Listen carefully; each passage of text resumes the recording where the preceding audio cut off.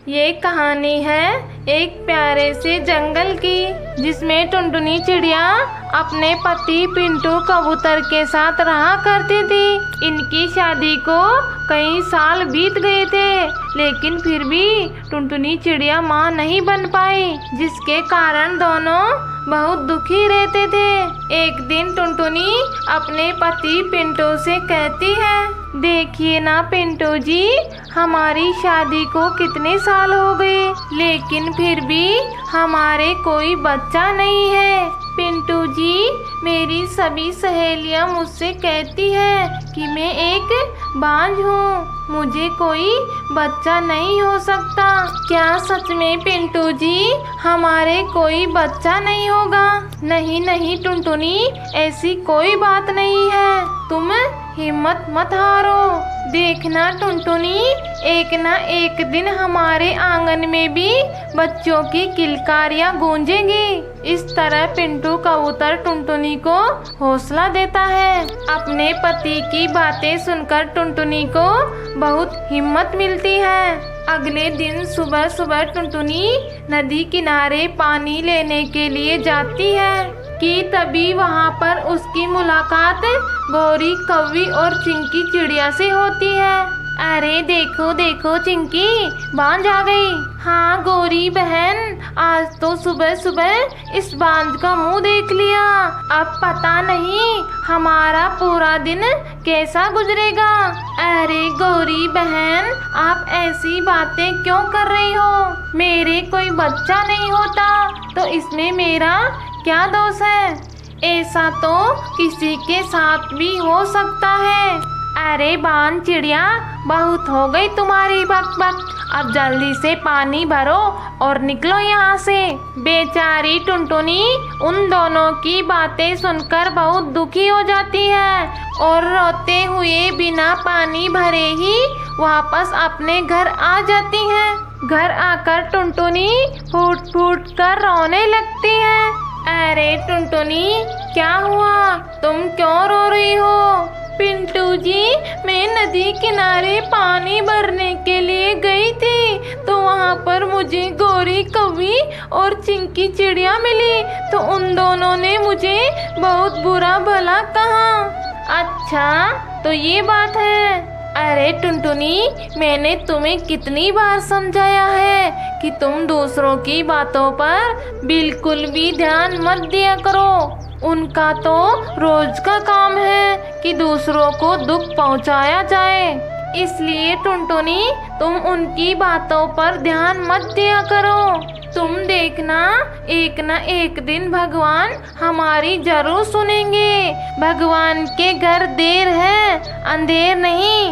पिंटू कबूतर की बातें सुनकर टुनटुनी को फिर से उम्मीद की एक नई किरण दिखाई देती है और उसके चेहरे पर एक छोटी सी मुस्कान आ जाती है। इसी तरह रहते रहते टुनटुनी चिड़िया और बंटी कबूतर को कई दिन बीत जाते हैं। एक दिन टुनटुनी चिड़िया बंटी कबूतर से कहती है, पिंटू जी चलिए ना, आज हम मंदिर जाकर भगवान के दर्शन करके आते हैं। ठीक है टुनटुनी, जैसा तुम ठीक समझो।